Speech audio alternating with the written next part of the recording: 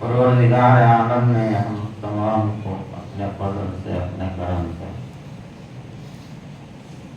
دو جہاں کے آقا محمد رسول اللہ صلی اللہ علیہ وسلم کا امتی بنایا، اور اس امت میں پیدا ہونے کا ہمیں فخر عطا فرمایا، الحمدللہ۔ ساتھ ہی اللہ تعالیٰ اپنے فضل سے، اپنے کرم سے اس کے حبیب کے حقیقی وارثین اولیاء کرام، مشائخین اعظام سے ہمیں نسبت عطا فرمائی، الحمدللہ ثم الحمدللہ۔ اسی عنوان کے تحت آج ہم حضور صلی اللہ علیہ وسلم کے میلاد شریف کی خوشی منانے کے لیے جمع ہوئے ہیں۔ اللہ تعالی ہمارے اس جمع ہونے کو قبول فرمائے، اور اسی طرح ہم تمام کو اپنے فضل اور مہربانی سے اپنے شیوخ کرام کے ساتھ اپنے حبیب کی قدموں میں حشر میں جمع فرمائے، اور حضور کی رفاقت کی نعمتوں سے سرفراز ہونے کی ہم سب کو سعادت بخشے۔ بزرگوں اور دوستوں،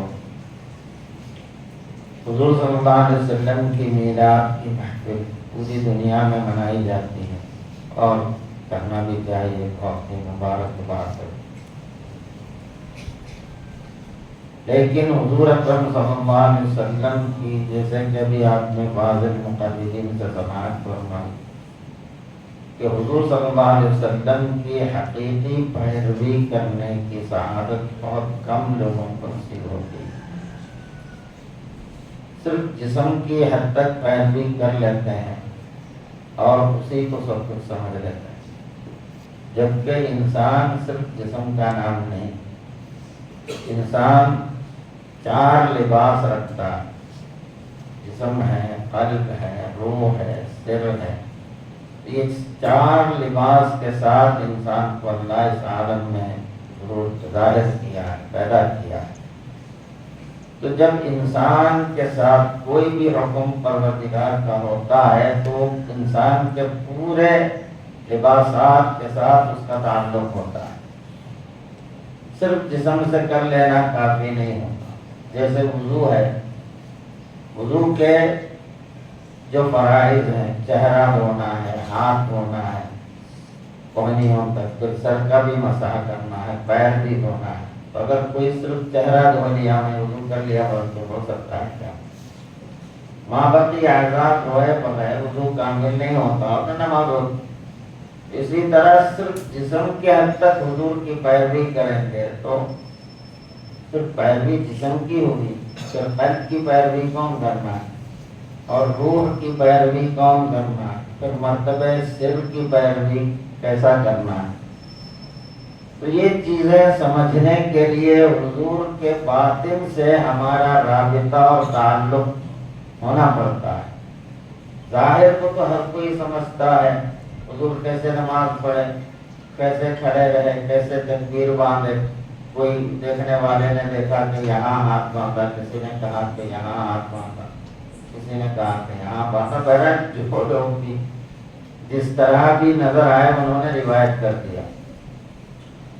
تو جو جسم سے جو کچھ کیا جاتا ہے وہ سب کو دکھتا ہے، نظر آتا ہے، وہ روایت بھی کر لیتے ہیں، احادیث میں اس کا بیان ہو جاتا ہے۔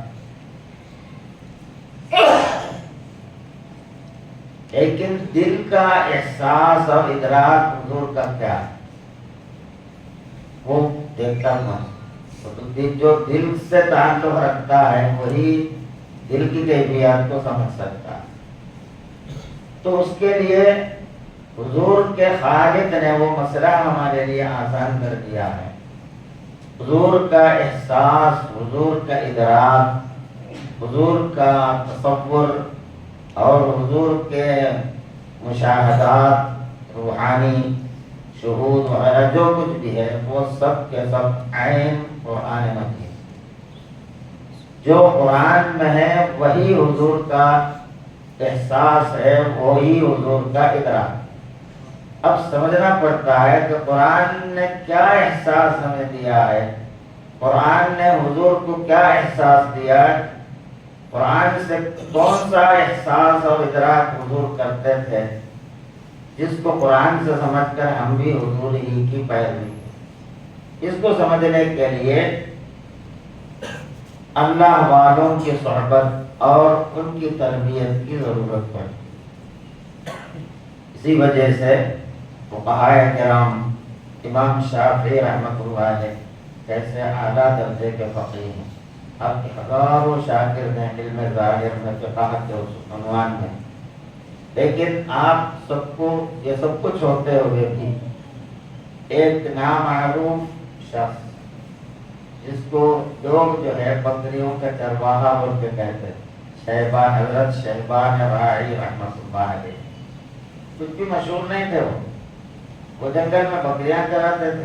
تو امام شافعی رحمۃ اللہ علیہ آپ کے واقعات میں آتا ہے، آپ ان کی صحبت میں جا کے بیٹھے تو سب کو حیرت ہوتی تھی، ایسا امام کہاں جا کے بیٹھ رہے ہیں، کس کے پاس بیٹھ رہے ہیں جا کے، جس کا کوئی نام و نشان تک نہیں ہے۔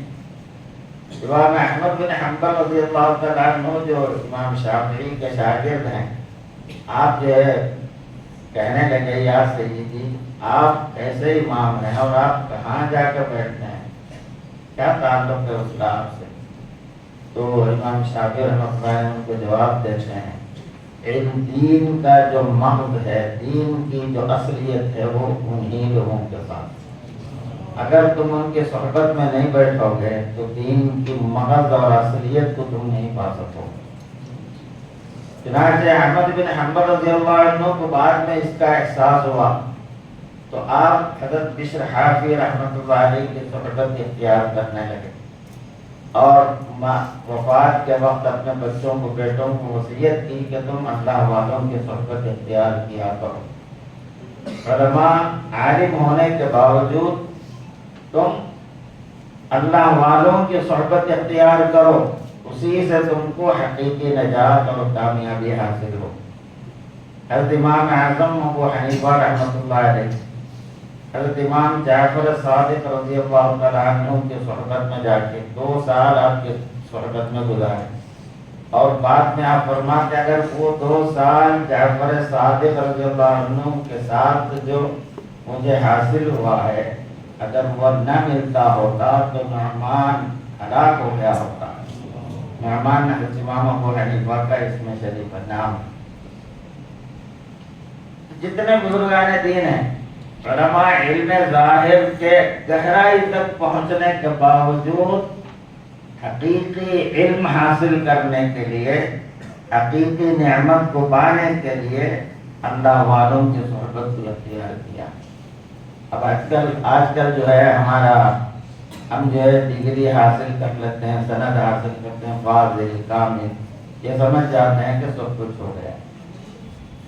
اور یہ ڈگری کس چیز کی حاصل کیا تم نے؟ جیسے آپ نے فرمایا ابھی، لینگویج، عربی زبان اور فقہ کے مسائل، بس اتنے۔ امام غزالی رحمۃ اللہ علیہ ایسے ہی علماء سے مخاطب ہو کے کہتے ہیں کہ قبر میں تجھ سے جوز اور لائے جوز کا سوال نہیں ہوگا، تجھ سے تیرے رب کے بارے میں سوال ہونے والا ہے، تو رب کو کیا پایا ہے، رب کو کیا سمجھا ہے، تو یہ جائز ہے، وہ جائز نہیں ہے، یہ جائز ہے، وہ جائز نہیں ہے، کہ پیچھے پڑا رہا تو خبر میں کیا جواب دے گا۔ امام غزالی رحمۃ اللہ علیہ جو پورے ظاہری علوم کے متبحر ہیں، آپ یہ فرماتے ہیں۔ اور حضرت جلال الدین رومی رحمۃ اللہ علیہ زمانے کے سب سے بڑے عالم، بہت بڑا آپ کا کتب خانہ، آپ فرماتے ہیں مولوی ہرگز نشد مولائے روم، تا غلام شمس تبریزی نشد۔ مولانا روم اس وقت تک مولوی نہیں ہوا ہے۔ مولوی ہونا بول تو اللہ والا ہونا، مولا اللہ کو بولتے ہیں، مولوی بول تو اللہ والا، جیسے مدنی مدینے والا، حیدرآبادی بول تو حیدرآباد والا۔ تو مولوی، اصل میں مولوی جو لفظ ہے اس کا مطلب اللہ والا، عالم فقہ والا نہیں، لینگویج والے کو مولوی نہیں بولتے۔ تو امام مولانا رومی فرماتے ہیں مولوی ہرگز نہ شد مولائے روم، مولا روم اس وقت تک مولوی نہیں بنا جب تک کہ حضرت شمس تبریز کا غلام نہیں بن گئے. شمس تبریز کو تو کوئی عزت کی نظر سے نہیں دیکھتے تھے وہ زمانے کے لوگ، مگر رومی جو ہے ان کا وارفتہ ہو. تو بہرحال یہ سب بولنے کا مطلب یہ ہے کہ ہم کو اس بات کی اہمیت کو سمجھنا چاہیے، اور جب تک حضور صلی اللہ علیہ وسلم کے باطن کا احساس ہمارے باطن میں نہ منتقل ہو، ہمارا ایمان کا تعلق تو قلب سے ہے، اور ایمان قلب کا یقین کا نام ہے، قلب کے ادراک اور احساس کا نام ہے. تو وہ اس میں حضور صلی اللہ علیہ وسلم کے قلب کا احساس اور ادراک کیا تھا اللہ کے ساتھ، وہ احساس اور ادراک جب تک ہمارے اندر نہیں آ جاتا ہم صحیح طور پر مومن نہیں بن سکتے. ہزاروں کتابیں پڑھ لینے سے بھی بندہ مومن نہیں ہوتا. بڑی ڈگری حاصل کر کے نکلتا ہے، نکلتے ہوئے پریشان رہتا، کیا کروں، کہاں جاؤں، کہاں نوکری، کیا ہے، اس حال میں نکلتا ہے. اور مدد سے کیا نہیں، حالانکہ تفسیریں پڑھی ہے، حدیثیں پڑھی ہے، کیا نہیں پڑھا ہے. ذرا بھی اللہ کی ذات پر اعتماد یا اللہ کی ذات پر یقین اور اطمینان کی کیفیت کو اتنی ڈگری لے کر بھی نہیں حاصل کیا تو پھر کیا پایا؟ تو حیرت کی بات ہے نا. ارے تم قرآن پوری تفسیر پڑھ لیے ہو. ایک صحابی رسول کا واقعہ ہے، سیدنا فاروق اعظم رضی اللہ تعالیٰ عنہ کے زمانے میں، کیونکہ وہ اچھے خاندان کے تھے، مدینے میں ان کو کوئی مزدوری پر کوئی بلاتا نہیں، کیونکہ اعلیٰ خاندان کے آدمی کو مزدوری پر کون بلائے گا. تو گھر میں فاقے چل رہے تھے، پریشان ہو رہے تھے. تو فاروق اعظم کے پاس آ کر کہنے لگے، یا سیدی مجھے مدینے سے باہر کسی علاقے میں کوئی بھی دین کی خدمت کی ملازمت دے دیجئے، میں جا کے وہ خدمت وہاں کر لوں گا.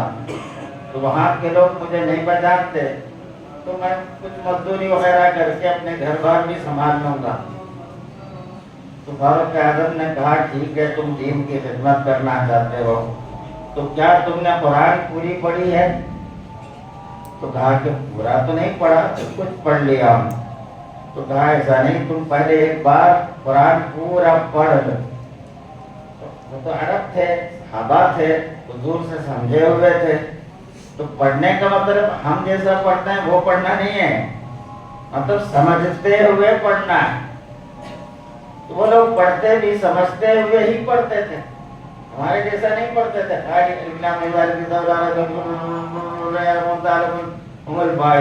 ہو گیا تھا،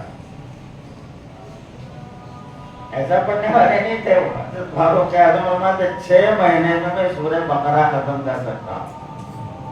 تو سورہ بقرہ 6 مہینے میں ختم کر سکتا، مطلب سمجھ کر اطمینان سے پڑھتے تھے، ایسا پڑھ پڑھ کے پڑھتے تھے. تو بہرحال فاروق اعظم نے ان کو قرآن پڑھ کر آنے کے لیے کہا. وہ چلے گئے، پھر آئے نہیں واپس. 5-6 مہینے گزر گئے، واپس نہیں آئے. تو ایک مرتبہ بازار میں ملاقات ہوئی تو علیہ السلام کے بعد مطلب سلام وغیرہ کے بعد انہوں نے پوچھا کہ بھائی تم تو وہی ہو نا جو میرے پاس آئے تھے؟ ہاں میں آیا تھا آپ کے پاس. پھر کیوں واپس نہیں آئے؟ آپ نے مجھے قرآن پڑھنے کے لیے بھیجا، جب میں قرآن پڑھا ایک آیت ایسی ملی کہ اب مجھے کسی کی حاجت نہیں، خدا کی قسم یہ پڑھنا. تو فاروق اعظم نے پوچھا بھائی وہ کون سی آیت تم کو ایسی ملی؟ تو کہا کہ وَمَن يَتَّقِ اللَّهَ يَجْعَلْ لَهُ مَخْرَجًا وَيَرْزُقْهُ مِنْ حَيْثُ لَا يَحْتَسِبُ وَمَن يَتَوَكَّلْ عَلَى اللَّهِ فَهُوَ حَسْبُهُ. بس یہ آیت کیا پڑھ لیا آپ، کیا ضرورت ہے مجھے کسی؟ ایسا یقین ہوتا ہے. ہم یہ آیت کتنی دفعہ پڑھتے ہیں لیکن ہم کو ہمارے اندر کیا نظر پیدا ہوتا ہے؟ تو صحابہ اس طرح پڑھتے تھے. تو بہرحال میں اب یہ بات کہتے کہتے کدھر نکل گیا. اصل میں ہماری یہ جو مجلس ہے، یہ مجلس یہ میلاد النبی صلی اللہ علیہ وسلم کی ولادت شریف کی خوشی منانے کی ہے. تو سرکار کو لوگ سمجھنے میں بھی آپ کی بشری زندگی کو سمجھ کر سب کچھ سمجھ لیتا ہے۔ یہاں بھی ہم سے بڑی چوک ہو جاتی ہے۔ حضور صلی اللہ علیہ وسلم کی دو حیثیت قرآن میں اللہ نے بیان فرمائی۔ ایک تو ہے حضور کی بشریت اور ایک ہے حضور کی ایک نور ہونے کی شان۔ قد جاءکم من اللہ نور و کتاب مبین، اللہ نے قرآن میں فرمایا بلا شبہ اللہ کی جانب سے تمہارے پاس نور آیا ہے۔ تو نور کا مطلب نور محمدی صلی اللہ علیہ وسلم، حضور صلی اللہ علیہ وسلم کی ذات مبارک۔ تو حضور کو قرآن نے نور کہا، اور اس کے باوجود یہ ہے کہ آپ بشر ہیں، افضل البشر ہیں، سارے بشر میں سب سے افضل، سب سے اعلیٰ۔ آپ کی بشریت کا انکار اگر کوئی کیا تو کافر ہو جائے گا، کیونکہ بشر ہی، انسان ہی پوری مخلوقات میں افضل ترین مخلوق ہے، اور زمرہ بشریت انسان ہی میں سارے انبیاء آئے ہیں، سارے مرسلین آئے ہیں، اور افضل المرسلین محمد رسول اللہ صلی اللہ علیہ وسلم بھی انسان ہے، سارے انسانوں سے اعلیٰ اور افضل ہے، سب کے سردار ہیں۔ بلکہ حق تعالیٰ کے بعد سب سے زیادہ مرتبہ اور فضیلت صرف آپ کو حاصل، اور مابقی سب کو جو بھی فضیلت، جو بھی شرف ملا ہے، وہ سب کچھ فقط آپ کے صدقے میں ملی، آپ کے طفیل میں ملی ہے۔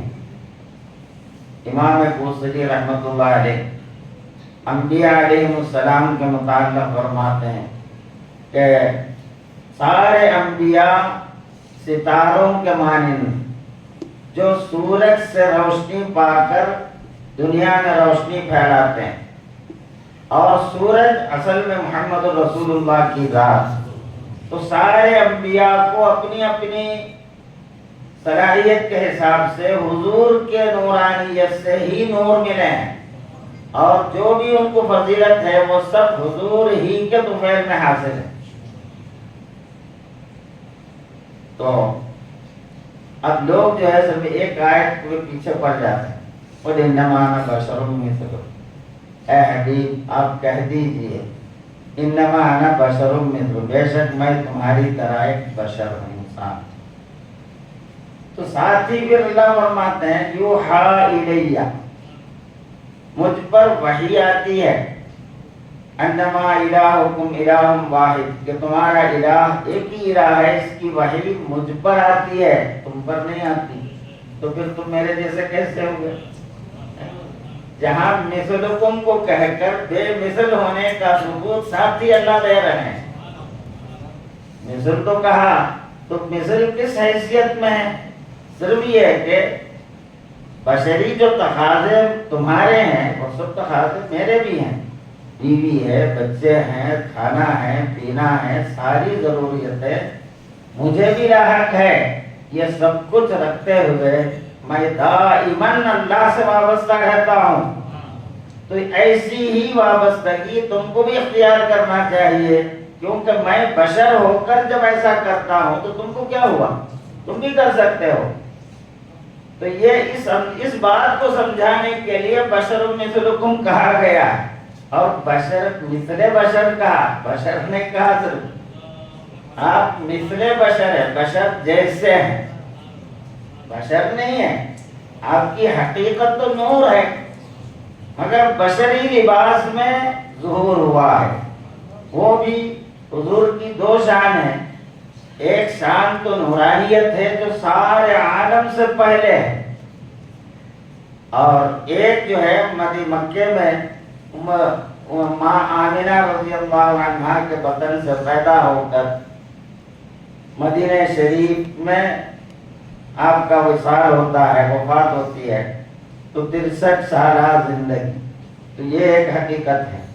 اور پورے عالم آپ سے ہے، پورے عالم کو فیضان آپ سے ملتا ہے، آپ ہی سے پوری کائنات قائم ہے، جس کو اللہ نے کہا وَمَا أَرْسَلْنَاكَ إِلَّا رَحْمَةً لِلْعَالَمِينَ، اے حبیب آپ کو ہم نے سارے عالم کے لیے رحمت بنا کر بھیجا ہے۔ رحمت کے بغیر کوئی چیز موجود نہیں ہوتی ہے کوئی بھی چیز تو رحمت ہونا پڑتا ہے، بغیر رحمت کے عالم ختم ہو جاتا ہے، فنا ہو جاتی ہے۔ مثال کے لیے اگر سمجھنا ہے، کرنٹ کے گولے میں، فین میں، ہر چیز میں دو وائر آتے ہیں۔ ایک وائر میں پاور ہوتا ہے، کرنٹ ہوتا ہے، دوسرے وائر میں پاور نہیں ہوتا، اس کو ہم نیوٹرل کہتے ہیں یا ارتھ کہتے ہیں۔ تو نیوٹرل ہوتا ہے، اس میں کرنٹ نہیں ہوتا۔ اگر یہ نیوٹرل، اس میں تو کچھ بھی نہیں ہوتا، کیا ضرورت ہے اس کی؟ بلکہ اس کو نکال دو تو کوئی گولا جلے گا، کوئی چیز کام کرے گا۔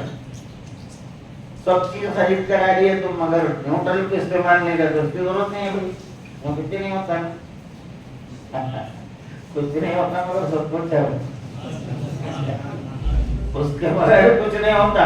اگر ایک نیوٹرل کے جگہ اس میں بھی ایک کوئی کرنٹ کا وائر اس کو بھی دے دیے تو پورے پڑ جاتے، برباد ہو جاتے، تو عالم بنا ہو جاتا۔ اللہ رب العالمین ہے تو اللہ کی ربوبیت سارے عالم کے ساتھ جو قائم ہے، ربوبیت جو جاری و ساری ہے، وہ رحمت للعالمین کے وسیلے سے۔ تو نیوٹرل کا وائر ضروری ہے، تب کہیں یہ ساری چیزیں رہتی۔ تو حضور جیسے کہ نیوٹرل ہیں مگر اپنی جگہ مقام اور حیثیت رکھتے ہیں، اللہ نے ان کو اس شان میں بنایا ہے۔ یوں کہو سب سے بہتر بات یہی کہ سارے عالم کو فیض دینے والا اللہ نے حضور کو بنایا ہے۔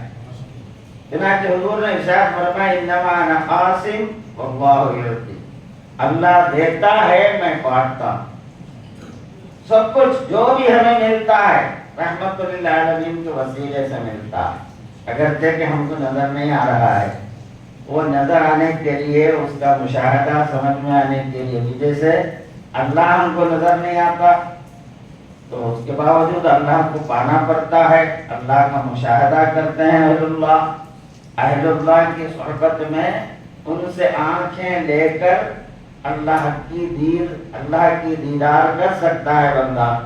اسی طرح اہل اللہ سے دید لے کر عالم میں خود میں مصطفیٰ کا بھی دیدار ہم کر سکتے ہیں، مگر دید ان سے لینا پڑتا ہے بس۔ اس کے بغیر چونکہ آنکھ والوں سے آنکھ لینی پڑتی۔ یہ جو ہماری آنکھیں ہیں یہ جانوروں کی آنکھ، اس میں نہ اللہ نظر آتے نہ رسول نظر آتے، سمجھے نہیں؟ دادا سرکار میرے فرماتے ہیں پیر غوثی شاہ صاحب ٹکرا رحمۃ اللہ علیہ، مجھی میں خدا کو، مجھی میں نبی کو، میں صدقے گرو کے دکھایا مجھے، میں صدقے گرو کے دکھایا مجھے۔ تو مجھی میں خدا کو بھی دکھایا، رسول کو بھی دکھایا، تو یہ صدقہ، میں صدقہ ہو جاؤں گا میرے پیر پر کہ انہوں نے مجھے یہ دکھایا ورنہ۔ بہرحال حقیقی دیدار سے پہلے آخرت میں کھل کر جو اب صحابہ کرام حضور کے ظاہری صورت اور ظاہری حالت کو اپنی آنکھوں سے، ساری آنکھوں سے دیکھا، وہ توڑنے کو موقع تو ہمیں نہیں ملا۔ اب ہم کو جو کچھ بھی دیکھنا ہے اب انہی اہل اللہ کی نظروں سے، باطن کی روشنی سے اگر دیکھیں گے ایمان کے نور سے، تو یہاں باطن کی آنکھ کھل جاتی ہے۔ باطن بینا جب ہو جاتا ہے تو یہ بینائی سے اللہ، رسول اور اس کے کمالات اور رسول کے کمالات ہم کو دکھتے ہیں، سمجھ میں آتے ہیں۔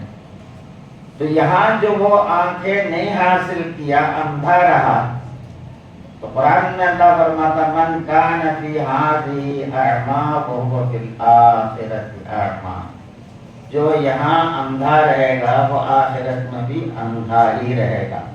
تو کون سا اندھا؟ یہ ظاہری آنکھوں کا اندھا نہیں، یہ اندر کی آنکھوں کا اندھا، جس کا باطن اندھا رہا، یہاں نہ خدا کو پایا، نہ رسول کو پایا، نہ دین کی حقیقتوں کو پایا، نہ اللہ کی الوہیت اور ربوبیت کو پایا، نہ رسول اللہ کی رسالت کو پایا، اندھا ہی رہا۔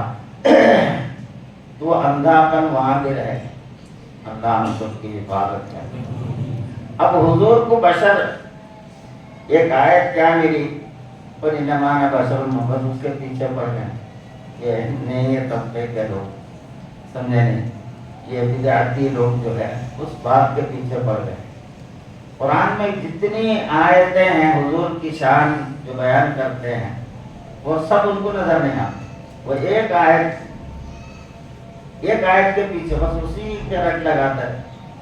فاروق اعظم کے زمانے میں ایک مسجد کا امام ہر نماز میں عبس و تولى کی سورت پڑھتا، تو فاروق اعظم کو معلوم ہوا، اس کو بلا کے اس کا سر قلم کر کے، منافق ہے، کیا ہوا؟ عبس و تولى قرآن ہی تو پڑھ رہا ہے، تو تیرے کو فقط یہ ایک ہی صورت ملی جس پر حضور صلی اللہ علیہ وسلم سے اللہ تعالیٰ نے تھوڑی بہت خفا ظاہر کیا، تو اسی آیت کو تو پڑھتا ہے، ماں باقی آیتیں نہیں ملتی تیرے کو۔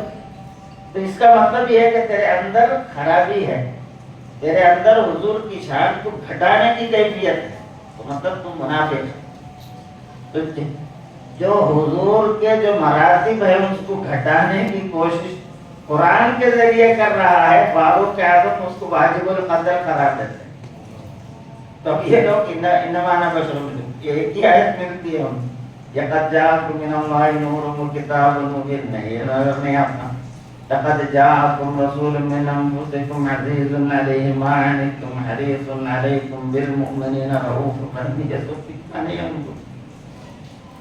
اور حضور کی جس بشریت کی بات کرتے ہو، بی بی آمینہ کے بطن سے جب آپ پیدا ہو گئے، جب آپ کی ولادت ہو رہی تھی، تو جب آپ حمل میں تھے، تو حضرت بی بی آمینہ رضی اللہ عنہا فرماتی ہیں کہ مجھے بالکل بھی وزن اور بوجھ نہیں لگتا تھا، محسوس نہیں ہوتا تھا کہ میں حاملہ ہوں۔ اس کے باوجود آپ جا کے گڑھے بھر کے پانی گڑھے میں بھر کے گھر میں ڈالیا کرتی حمل کے باوجود، کیونکہ حمل میں آپ کو وزن ہی نہیں محسوس ہوتا تھا۔ تو کوئی ایسا بچہ بھی ہے جو ماں کو بالکل بھی وزن بھی نہ لگے، کچھ بھی نہ لگے، سب ایسے ہی ہیں کیا؟ تو پھر آپ کو اپنی طرح کیسا سمجھتے ہو؟ اور جب آپ پیدا ہوئے تو پاک و صاف، آپ کے جسم پر کوئی غلاظت نہیں، کوئی نجاست نہیں، کوئی خون نہیں، ایک دم نہائے ہوئے بدن سے باہر آتے ہیں، اور ختنہ کیے ہوئے، آنکھوں میں سرما لگائے ہوئے، ناف کٹے ہوئے، اس شان سے آتے ہیں، اور آتے ہی سجدہ کرتے ہیں۔ کوئی ایسا ہوا ہے عالم میں آج تک؟ پھر کیسا تم اپنی طرح بول رہے ہو؟ ارے تمہاری کون سی کیفیت ہے جو ان سے ملتی ہے؟ تم بھی ایسے ہی پیدا ہوئے۔ وہ کیسی بشریت ہے، کیا شان ہے بشریت کی کہ سارے عالم سے نرالا ہے، اور آپ کی ولادت کیا ہوئی، سارے عالم کے بتان جتنے بھی ہیں اوندھے منہ گر پڑے۔ تم میں سے کسی کی پیدائش پر ایسا ہوا؟ تو تم اپنے جیسا کیسا بول رہے ہو؟ کس بنا پر بول رہے ہو؟ ایسا لوگ کسرا کے جو ہے محل کے کنکوریں ٹوٹ کر گر پڑے، اور سابا جو ایک تالاب جو تھا ہمیشہ بھرا رہتا تھا وہ فٹافٹ سوکھ گیا، اور ان کی جو آگ ہزاروں برس سے برستی تھی، یا نصرانی جو آگ کا پوجا کرنے والے مجوسیوں کی، وہ پوری آگ بجھ گئی۔ یعنی باطل کی جتنی صورتیں تھی سب برخاست ہو گئی ایک دم۔ ایسی شان کسی نبی کی تک نہیں ہوئی، کسی نبی کی ولادت میں بھی ایسی کیفیتیں ظاہر نہیں ہوئی جو حضور کی ولادت میں ظاہر ہوئی ہیں۔ پھر بی بی آمینہ فرماتی ہیں جب بچہ پیدا ہوا، میری آنکھوں کے سامنے ایک جماعت جس کے گھوڑوں کی آوازیں آ رہی تھی، ایک فرشتوں کی جماعت، ایک بدلی میرے پاس آئی گھر میں، اس میں سے کچھ لوگ ظاہر ہوئے روشن چہرے والے، تو آپ کے صدقے میں آپ کی ماں فرشتوں کو بھی دیکھ رہی ہے۔ اور آپ کے حمل زندگی کے وقت میں آپ فرماتے ہیں کہ نور ایسا چمکا کہ میں بصرا کے شام، ملک شام کی محراب کو دیکھنے لگی۔ تم میں سے کس کی پیدائش میں ایسا ہوا جو تم اپنی طرح بولے رہے ہو؟ ایسا نور کسی کو چمکا ہے؟ تو جس بشریت کی بات کرتے وہ بشریت خود اتنی نرالی ہے کہ اس کے جیسا کوئی نہیں ہے. ایسا باکمال بشریت حضور کی بشریت ہے. پھر جب فرشتوں کی وہ جماعت آپ کو ایک ریشم کے کپڑے میں سفید کپڑے میں لپیٹ کر اٹھا لیتے ہیں. عمر حضرت آمینہ رضی اللہ عنہ فرماتی جو کتابوں میں سب مذکور ہیں, حوالے میں نہیں بول رہا ہوں, حوالے جات ہے, اگر کسی کو ہونا ہے تو دکھا دیتا ہوں. تو وہ حضرت فاطمہ آمینہ رضی اللہ عنہ میری نظروں سے میرا بچہ غائب ہو گیا تھوڑی دیر کے لیے. تو کسی کہنے والے کو کہتے ہوئے میں نے سنا کہ ان کو محمد کو مشرق اور مغرب پوری زمین میں جہاں جہاں تک ان کی حکومت ہے ہر جگہ دکھاؤ تاکہ پورا عالم ان کو دیکھ لے اور پہچان لے کہ ہمارے مالک ہے. ایسی شان کس کو کے لیے ہمیں سے کسی کو ملا ہے تو تم کس بنا پر بولتے ہو کہ وہ ہماری طرح ہے. تو اس کے بعد ایک تھوڑی ہی دیر میں یہ سارا مرحلہ ہو جاتا ہے, منٹوں میں, اور پھر آپ جو ہے حضرت بی بی آمینہ کی گود میں آ جاتے ہیں. تو یہ پھر جو ہے حضور کے ساتھ جو فرشتے نبوت کا مہر لگاتے ہیں وہ سارے واقعات ہیں.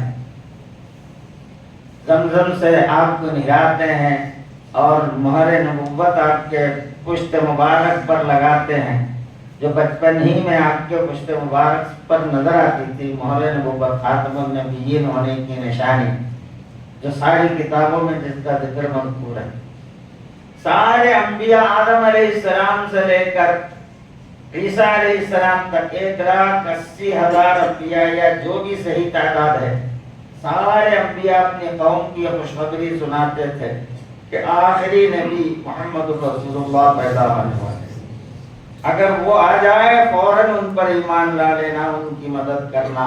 ہر نبی اپنے زمانے کی امتیوں کی یہ سنائے, کیونکہ وہ سب آئے تھے آمد مصطفیٰ کی خبر دینے کے لیے, سمجھے نہیں. اور بہت سے رسول ایسے بھی ہیں جو آپ کی امتی ہونے کی تمنا کرتے ہیں مگر انہیں حاصل نہیں ہوا, اور وہ فضیلت ہم غلاموں کو اللہ سرفراز کیا ہے. اللہ نے ہمارے نصیب میں مصطفیٰ کی غلامی لکھی, ورنہ ہم کہاں, یہ نسبت کہاں. مصطفیٰ کی غلامی کس کا نام؟ حشر کے دن سارے انبیاء کے سارے انبیاء کے امتی جو آپ ان پر ایمان نہیں لائے, جس کی وجہ سے وہ جہنم کے ایندھن بننے والے تھے, وہ اللہ کے سامنے یہ کہیں گے کہ مالک ہمارے پاس تیری توحید سمجھانے والا کوئی نہیں ہے, ہم کو پتہ نہیں تھا کہ تو اکیلا ہے, تو الہ ہے وغیرہ, ہم کو کچھ بھی پتہ نہیں تھا. تو اللہ تعالیٰ وہ نبیوں کو جو ان کے پاس وہ نبیوں کو بلائے گے, اپنے سامنے حاضر کرے گے قیامت کے دن, اور وہ سارے نبیوں سے اللہ سوال کرے گا کیا تم لوگ ان کو میری توحید کے بارے میں, میری الوہیت کے بارے میں نہیں سمجھایا؟ تو ہم کہیں بے شک مولا ہم نے سمجھایا ہے مگر یہ قوم نے قبول نہیں کی, کیونکہ میدان حشر ہے, وہاں انصاف کا میدان ہے. آپ کو معلوم ہے سب کچھ, مگر انصاف کا تقاضا یہ کہ دلیل اور ثبوت کو ظاہر کیا جائے. تو اللہ انبیاء سے پوچھے کہ تمہارے پاس کوئی ثبوت ہے, کوئی گواہ ہے تمہارے کہ تم نے تبلیغ کی ہے, اس کی گواہی دینے والے کوئی ہیں؟ تو سارے انبیاء کہیں گے بے شک مالک ہمارے لیے گواہی دیں گے تیرے حبیب محمد رسول اللہ کی امت. تو سارے انبیاء امت مصطفیٰ کو اپنا گواہ کے طور پر پیش کریں گے. یہ شرط حشر کے میدان میں سارے انبیاء ساری امتوں کے مجمع میں یہ شرط سب سے بڑی فضیلت انبیاء کے لیے گواہی دینے کی حیثیت اور شان ملتی ہے اس امت کو, غلامان مصطفیٰ کو. فقط غلام ہونے کی وجہ سے, کوئی عمل کی وجہ سے نہیں. اللہ تعالیٰ اس کو قرآن میں فرمایا وَكَذَلِكَ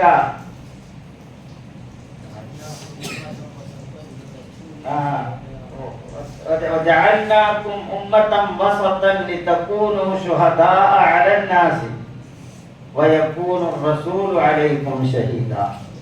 تو وہ امت کہے گی کہ مولا یہ لوگ تو آخر میں آئے، ہمارے زمانے میں نہیں تھے یہ لوگ، اب یہ کیسی گواہی دے رہے ہیں، ان کو کیا پتا ہمارے پاس آیا کون نہیں ہے. تو یہ امت سے اللہ پوچھے کہ تم کس بنا پہ گواہی دے رہے ہو؟ یہ امت کہے کہ مولا تیرے حبیب نے ہمیں بتایا ہے، تیرے قرآن نے ہمیں خبر دی ہے. تو حضور صلی اللہ علیہ وسلم کو اپنی امت پر گواہی کے لیے اللہ تعالیٰ فرمائے گا. تو رسول اللہ اپنی امت کے حق میں گواہی دے، اب یہ گواہی قبول ہو جائے گی. تو اتنی بڑی فضیلت فقط اس سرکار کے غلام ہونے کی وجہ سے ہمیں ملتی ہے. کیسی بڑی نصیب کی بات ہے. اور حضور صلی اللہ علیہ وسلم ارشاد فرماتے میری امت کے کچھ ایسے بھی لوگ ہوں گے جن کو اللہ تعالیٰ حشر میں ایسے منبر تیار کرے گا کہ وہ منبروں کو دیکھ کر انبیاء رشک کریں گے کہ یہ منبریں کس کے لیے ہے، کون سے نبی اس پر بیٹھنے والے ہیں. تو اللہ کی طرف سے حکم آئے گا، اعلان آئے گا، یہ کسی نبی کے لیے نہیں، یہ میرے حبیب کی امت کے کچھ ایسے لوگ ہیں جو انبیاء جیسی کیفیتیں اپنے میں رکھتے ہیں. تو اللہ تعالیٰ اس امت کے کچھ افراد کو ایسے منبروں پر بٹھاتا ہے حشر میں جس کو دیکھ کر انبیاء بھی رشک کرتے ہیں. تو یہ سب شان مصطفیٰ کی غلامی کی وجہ سے حاصل ہوئی ہے. تو حضور کی پیدائش، اب حضرت دودھ پلانے کا جو واقعہ ہے وہ بیچ میں بہت سے امور ہیں. سب لوگ آتے ہیں طائف سے،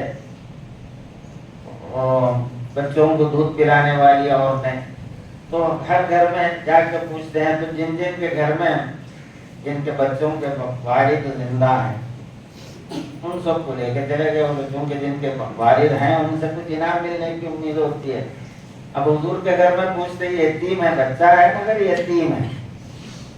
تو یتیم حضور کو اللہ نے اس لیے رکھا کہ عالم میں کسی کو یہ کہنے کا موقع نہ ملے یہ بچہ اپنے باپ کی تربیت کی وجہ سے اس کمال کو پہنچا ہے، بلکہ آپ کی جو بھی شان ہے وہ شان فقط اللہ سے ہے، کسی سے نہیں، کسی بھی مخلوق کے وسیلے سے نہیں.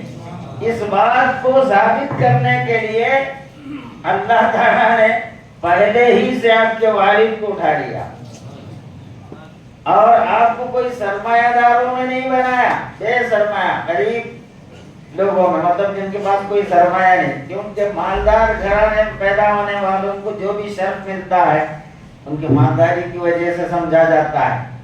تو اللہ نے کہا کہ میرے حبیب کسی مالداری کی وجہ سے نہیں، باپ کی وجہ سے نہیں، ماں کی وجہ سے نہیں، کسی سے نہیں، فقط مجھ سے ہے. میرے حبیب کی جو بھی شرف ہے، جو بھی فضیلت ہے، میں اس کا دینے والا ہوں. اور فرشتے جب یہ کہے حضرت عبداللہ کے وصال کے وقت مراد تیرے نبی کے والد کا انتقال ہو گیا، وہ یتیم ہو گئے، تو کیا ہوا، کیا میں نہیں ہوں؟ اللہ پوچھتا ہے فرشتوں سے کیا میں کافی نہیں ہوں میرے اپنے حبیب کے لیے؟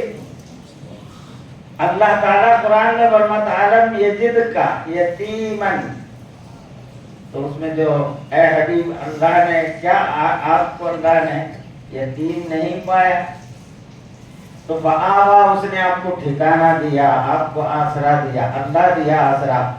تو یتیم کا مطلب عموماً بغیر باپ کی اولاد کو کہا جاتا ہے. اللہ والے جو مفسرین ہیں وہ لوگ کہتے ہیں در یتیم، یتیم عربی میں اس کو بھی کہتے ہیں جو بے مثال ہے، جس کا کوئی مثل نہیں. تو در یتیم کہا جاتا ہے ایسی موتی جس کا کوئی مثال نہیں، تو اس کو در یتیم کہا جاتا ہے. تو آپ کو اپنے رب نے کیا، اے حبیب آپ کو اپنے رب نے اپنے مرتبے علم میں بے مثال نہیں پایا، تو آپ نے اس کو اللہ نے آپ کو ٹھکانہ دیا، اپنے سے لگا لیا، اپنے سے وابستہ کیا، اپنے کمالات آپ میں ظاہر کر کے پورے خوبیوں کا مالک آپ کو بنایا. تو اس طرح حق تعالیٰ اپنی نوازش کا اعلان کرتے ہیں. آپ کسی سے پڑھنا لکھنا نہیں سیکھے، کسی استاد کے، آپ جبریل علیہ السلام بھی آپ کے استاد نہیں، وہ آپ کے خادم تھے، بلکہ آپ کے وزیر تھے، آپ کے تابع تھے جبریل علیہ السلام بھی. آپ کے استاد نہیں ہیں وہ.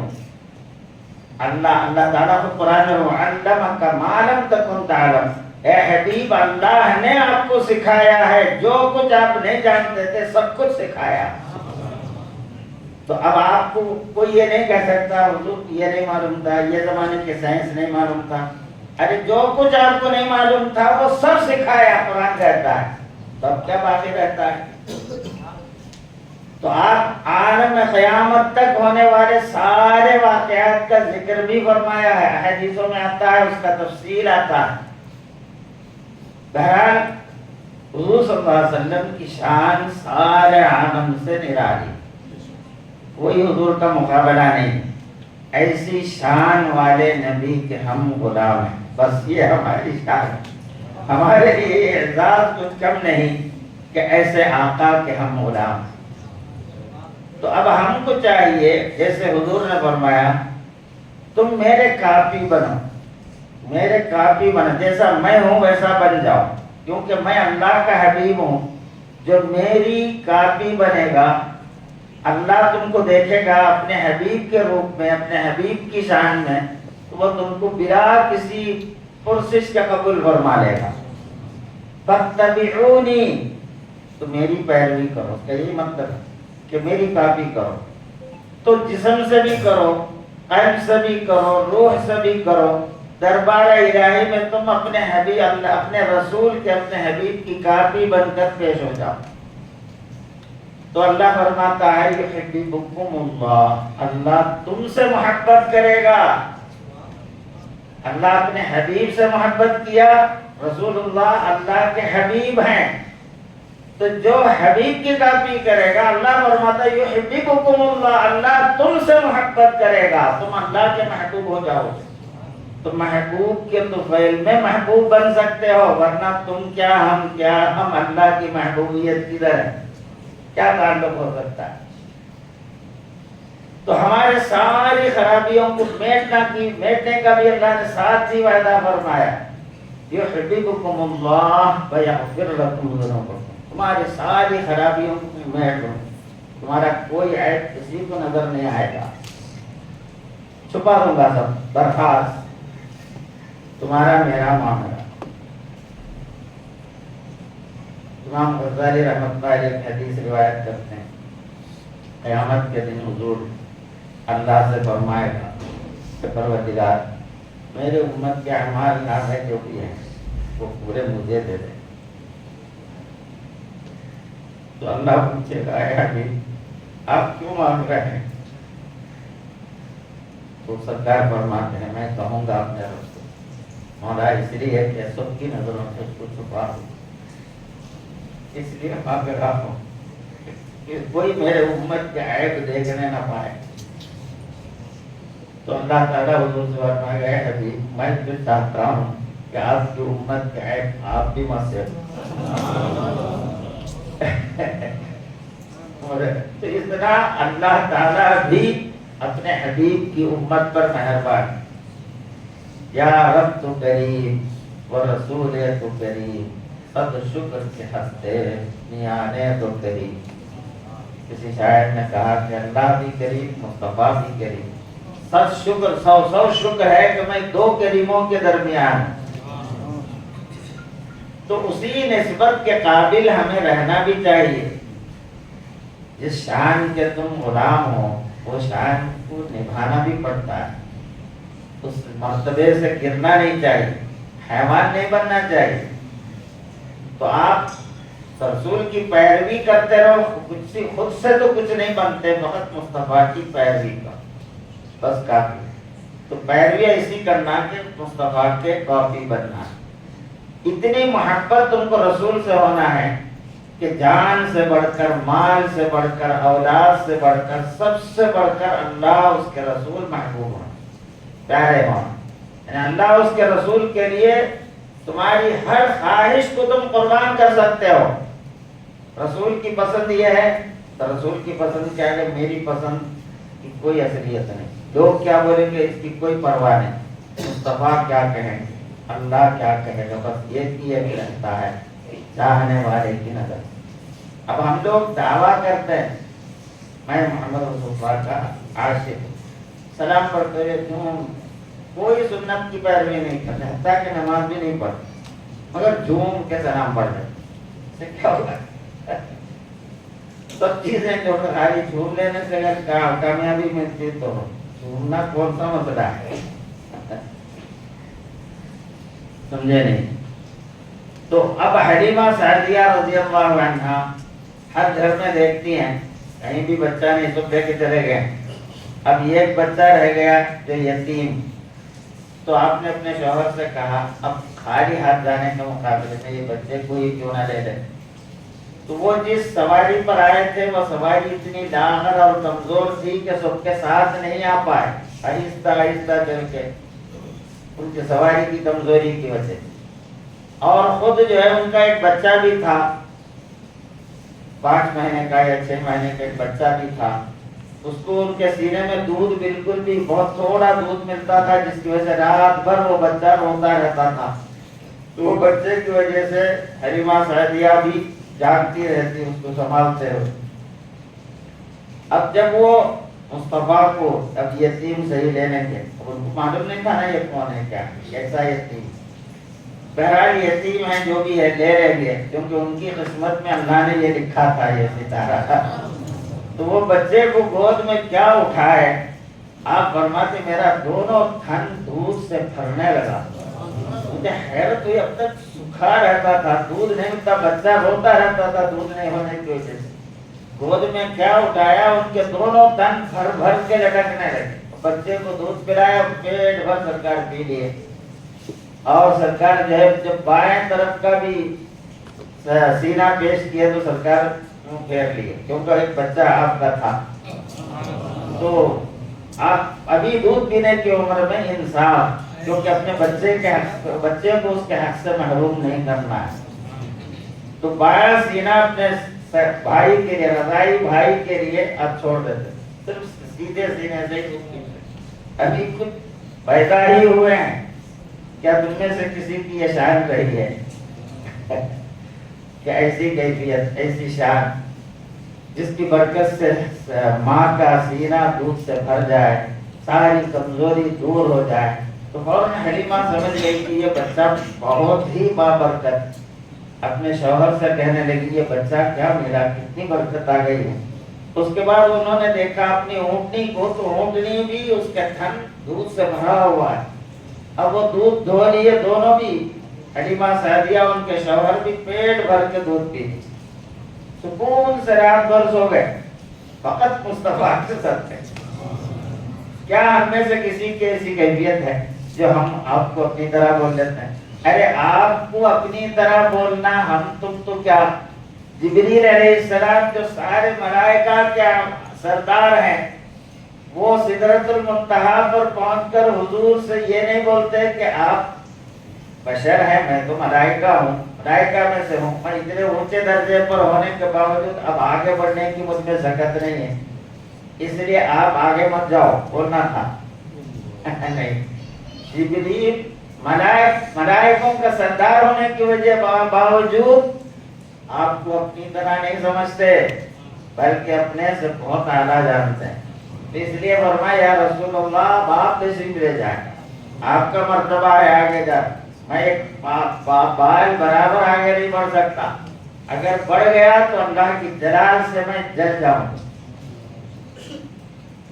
تو خود کو حضور کی طرح نہیں سمجھا انہیں، اگر خود کو حضور کی طرح سمجھتے ہوتے تو حضور جانا تو میں بھی جاتا ہوں بول کے آگے بڑھ جاتے نہیں، اور حضور کو اپنی طرح بھی نہیں سمجھے کہ آپ میرے جیسے ہیں اس لیے میں نہیں جا سکتا، آپ بھی مت جاؤ، نہیں آپ جائیے میں نہیں جا سکتا۔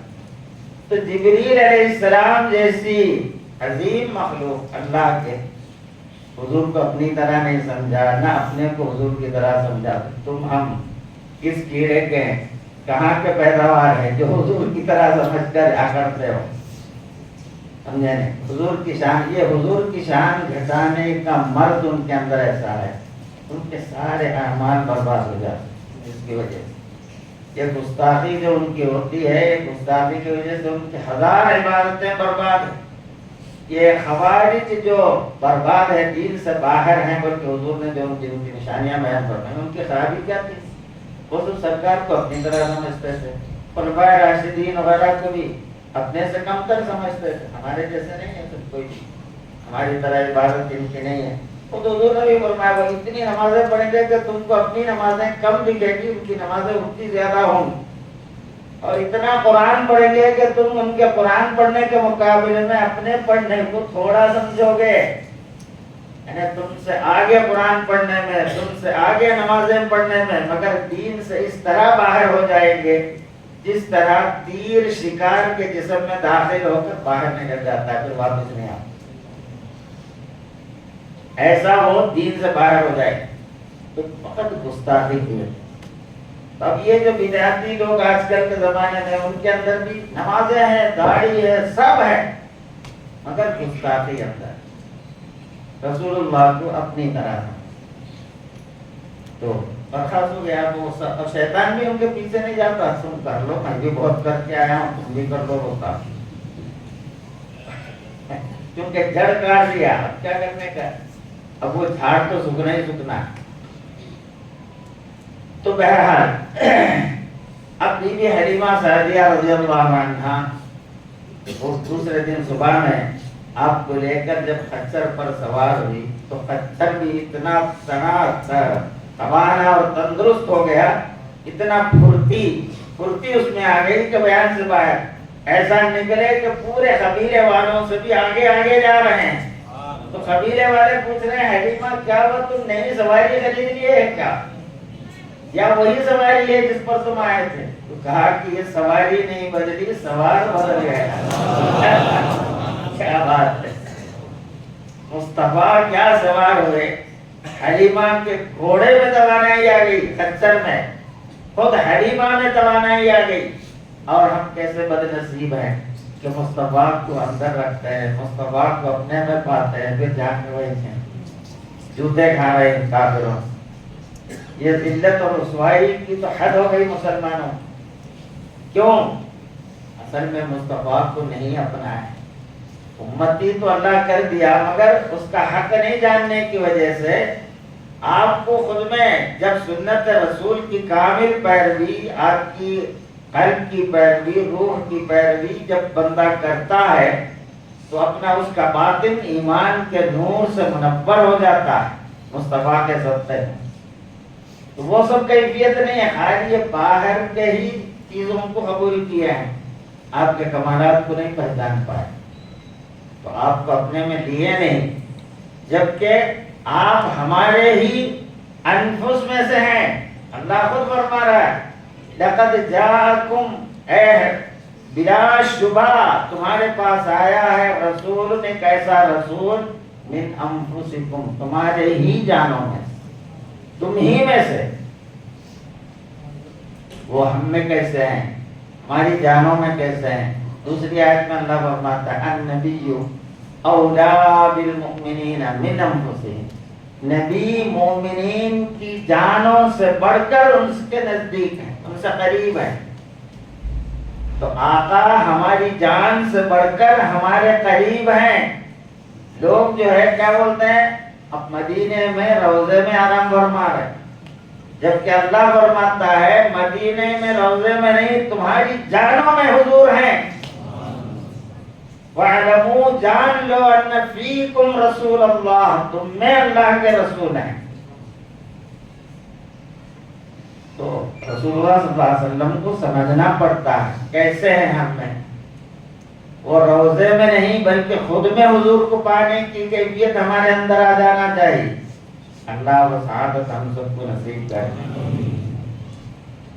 تو اب حلیمہ سعدیہ حضور کو کیا لیے، پورے سب سے آگے نکل، اور ہم حضور کے امتی ہیں، سب سے پیچھے ہیں، یہ ممکن ہے؟ تو سب سے پیچھے رہنا ممکن نہیں ہے۔ تو یہ اس لیے ہے کہ ہم حضور کی قدر نہیں کر رہے، حضور کو جیسا سمجھنا ہے نہیں سمجھنے کے نتیجے میں، جیسی حضور کی پیروی کرنا ہے نہ کرنے کی وجہ سے ہمارے اندر یہ ساری خرابیاں پیدا ہوئی۔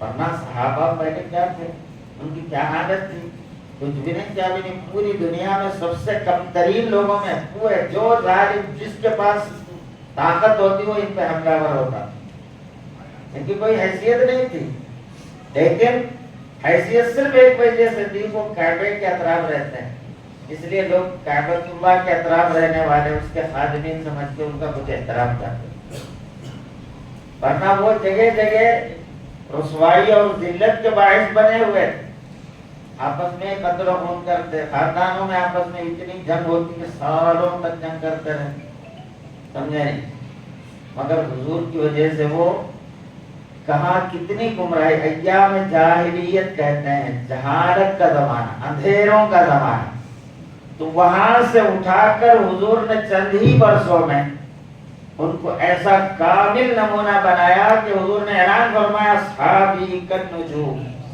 میرے جتنے صحابی ہیں سب ستاروں کا مانند ہیں، جس کسی کی بھی پیروی کر لو کامیاب ہو جاؤ، تو پورے عالم کے لیے نمونہ بنا دیا حضور نے، اور ہر جگہ کامیاب، صحابہ کے نام سن کے دیگر لوگ بڑے بڑے طاقتور لوگ کانپتے تھے، سیدنا فاروق اعظم سے اس کے نام سے کانپتے تھے۔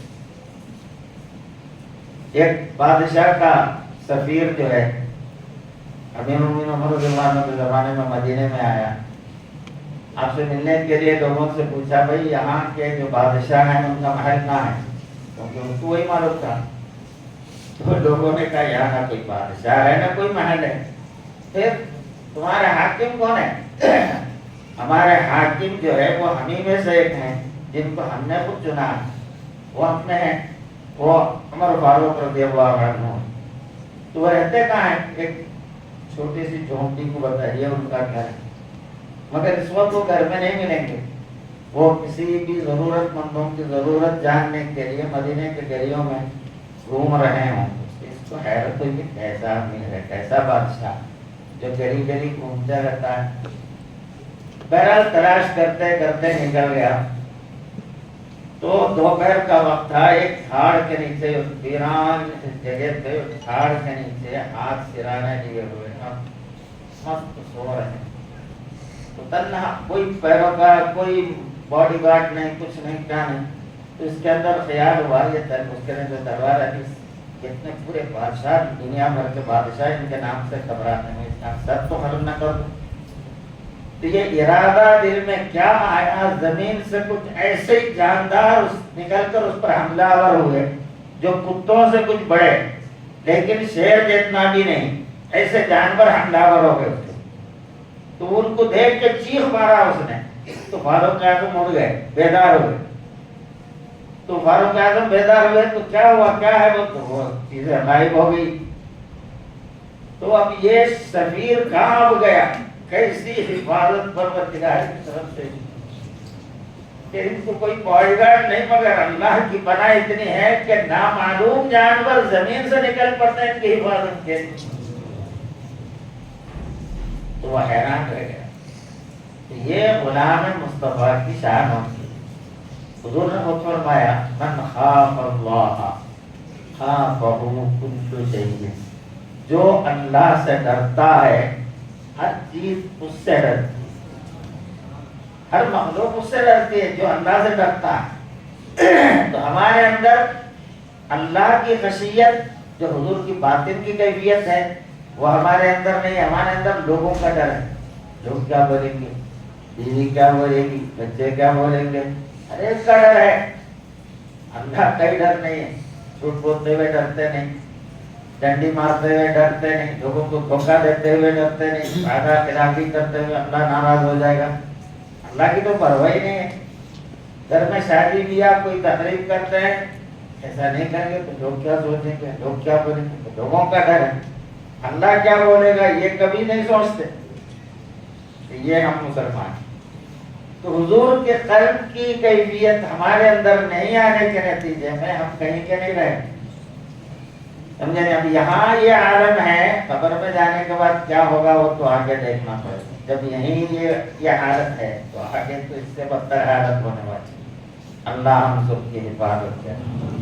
تو حضور کی قلب کی جو کیفیت ہے وہ کیفیت جو اللہ کی خشیت سے حضور کا دل بھرا رہتا ہے، تو وہ کیفیت ہمارے قلب میں آنا ہے، تو ہم اس کیفیت کی پیروی کرنے والے بن، حضور کے قلب کی پیروی کرنے والے بن۔ وہ کیسے پیدا ہوگا؟ تو اللہ کی پہچان ملنا پڑتا ہے۔ ہم مخلوق کو پہچانتے ہیں اس لیے مخلوق سے ڈرتے ہیں، اللہ کو نہیں پہچانتے، اللہ کا ڈر نہیں ہوتا۔ اگر پہچان اللہ کی ملی تو یقیناً ڈر اللہ ہی کا پیدا ہوگا۔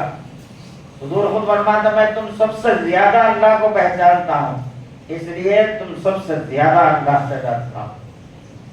تو جتنی پہچان آئے گی اتنا ڈر ہوگا۔ قرآن میں اللہ فرماتا ہے انما یخشی اللہ من عبادہ العلماء، بے شک اللہ سے اس کے بندوں میں سے وہی لوگ ڈرتے ہیں جو علماء ہیں۔ تو علماء ہیں، اگر وہ اللہ کے نزدیک اللہ جس عالم کو عالم کہتا ہے اگر وہ عالم ہے تو ان کے اندر اللہ کی خشیت آنی چاہیے۔ اگر نہیں آئی ہے تو وہ اللہ کے پاس وہ عالم نہیں ہے، تم ڈگری کے عالم ہیں۔ نظامیہ والے یا ادارے والے، ندوہ والے، دیوبند والے تم کو عالم ہونے کا سرٹیفکیٹ تو دے دیتی ہے، لیکن اللہ تم کو وہ سند نہیں دیتا۔ اللہ اسی وقت تم کو وہ سند دیتا ہے جب تمہارے اندر اللہ کی خشیت ہے، اللہ کا ڈر ہے۔ تو اللہ کا ڈر کب ہوگا؟ جب آپ اللہ کو پہچانو گے، اللہ کو سمجھو گے۔ خالی اللہ بولے تو نام ہے اللہ، بس کچھ نہیں ہے۔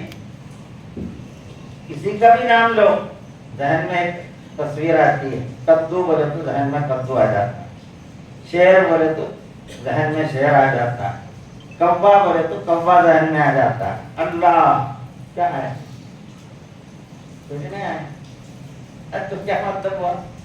تو سب کو تو پہچان رہے ہو تم، جس کو بھی پہچانتے ہیں وہ چیز تمہارے اندر آ جاتا ہے، بولتے ہی آ جاتا ہے۔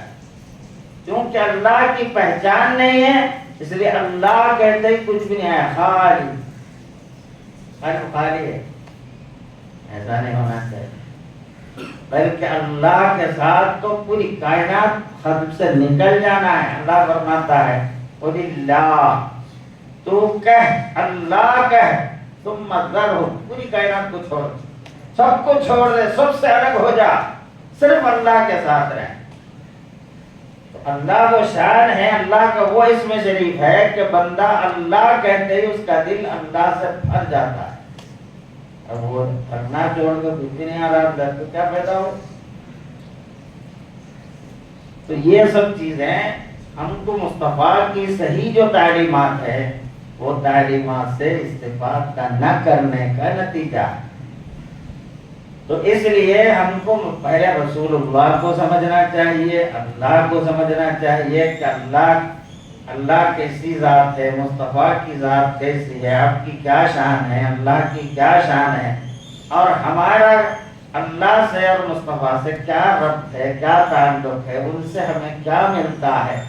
یہ سب چیزیں جب آپ سمجھیں گے، محسوس کریں گے تو یقیناً اللہ کہتے ہی آپ کا دل اللہ سے بھر جاتا ہے، اور اللہ کہتے ہی دل کو سکون اور اطمینان مل جاتا ہے۔ قرآن ہے وہ بھی الا بذکر اللہ تطمئن القلوب، یاد رکھو اللہ کی یاد سے قلوب کی اطمینان ملتا ہے۔ اب تم کسی پریشانی میں ہیں، اللہ بولو، کچھ اطمینان ملتا ہے تمہیں؟ نہیں ملتا۔ تو کیا پھر اگر قرآن غلط ہے یا تم غلط؟ قرآن تو غلط نہیں ہو سکتا، نتیجہ یہ ہے کہ تم غلط ہیں، تو تم اپنی غلطی کو سدھارو۔ اللہ کا نام سنتے ہی ہیبت سے جو ہے دل کانپ جاتا ہے۔ کبھی اللہ کا نام سن کر ہمارا دل کانپا ہے؟ کبھی کوئی غلطی کرتے ہوئے؟ اب ایک صحابی رسول کا واقعہ ہے، ایک نوجوان بچہ، فاروق اعظم کے زمانے کا واقعہ ہے، ایک نوجوان بچہ راتوں کو مسجد میں آیا کرتا۔ تو ایک دن مسجد میں آ رہا تھا، راستے میں ایک حسین عورت اس کو گناہ کی دعوت دی۔ تو نوجوان تھا، شہوت کا تقاضا بھی تھا، اس کے پیچھے پیچھے جانے لگا۔ تو بیچ میں کسی کے قرآن پڑھنے کی آواز آئی، وَأَمَّا مَنْ خَافَ مَقَامَ رَبِّهِ وَأَمَّا مَنْ خَافَ مَقَامَ رَبِّهِ جَنَّتَانِ۔ کیا ہے وہ؟ ایسے ہی ہے نا؟ تو جو اللہ کے سامنے کھڑے ہونے کا خوف کیا اسے 2 جنت ملے.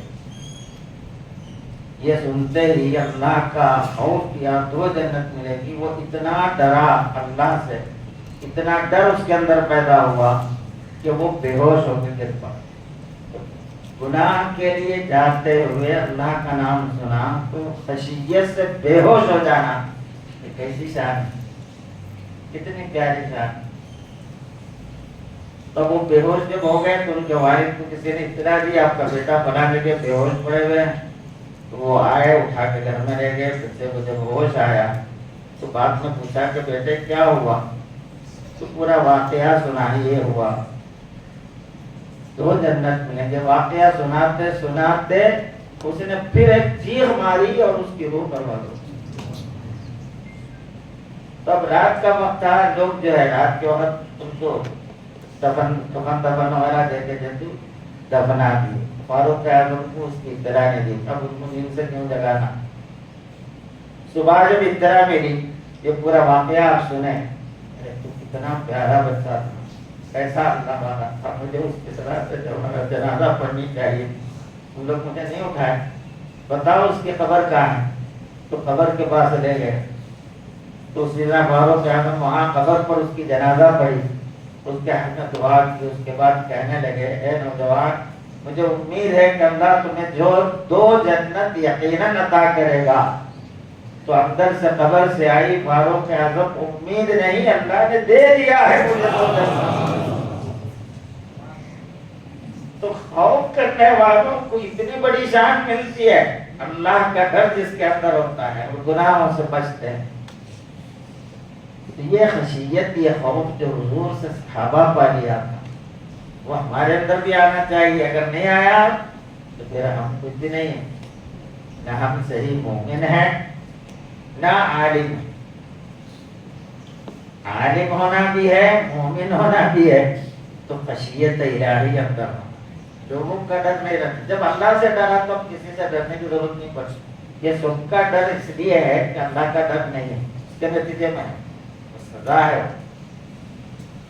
بہرحال وقت کافی ہو گیا. اب ہم کو فخر کرنا چاہیے کہ ہم اپنے آقا کے سرکار دو جہان کے امتی ہیں. آپ کی عظمت اور آپ کی شان کو سمجھنے کی کوشش کر لینا ہے اور آپ کی بھرپور پیروی کرنے کی طرف توجہ دینی. جب ہم حضور کو پہچانیں گے صحیح طور پر تو قبر میں جب حضور کی دیدار نصیب ہوگی تو پہچاننے میں دقت نہیں ہوگی. ورنہ حضور کو اپنی طرح سمجھنے والے حضور کو قبر میں دیکھ کے میرے قبر میں کیسا ہے ہونے کے کیونکہ حضور کو خبر میں بتا تو گناہ ہے. حضور کو خبر میں ہی سمجھتا ہے کہ میرے قبر میں کیسا آنے والے. ہمارے جیسے آدمی لوگوں کے خبروں میں آ سکتے ہیں. اب یہ احساس لے کے پھرنے والا حضور کو کہاں سے پہچانے گا قبر میں. تو بہرحال احساس اور ایمان صحیح ہونا چاہیے. سمجھ رہے نا. اللہ تعالیٰ سے دعا ہے کہ اللہ تو اپنے فضل سے جو بھی کہنے والے کو کہنے کی توفیق دی، سننے والوں کو سننے کی توفیق دی. ہم سب کو عمل کی توفیق عطا فرما، ہم سب کو اخلاص عطا فرما. تیرے حبیب کے سچے امتی، حقیقت میں حضور سے محبت کرنے والے، حضور کی کما حقہ پیروی کرنے والے سچے غلاموں میں ہم سب کو شامل فرما. اے اللہ نفس اور شیطان کی ہر قسم کے مکروں برے سے ہم سب کی حفاظت فرما. بحق سیدنا محمد صلی اللہ علیہ وسلم والحمد للہ رب العالمین. 1 2 3 باتیں نوری مسکن کے جو پروگرام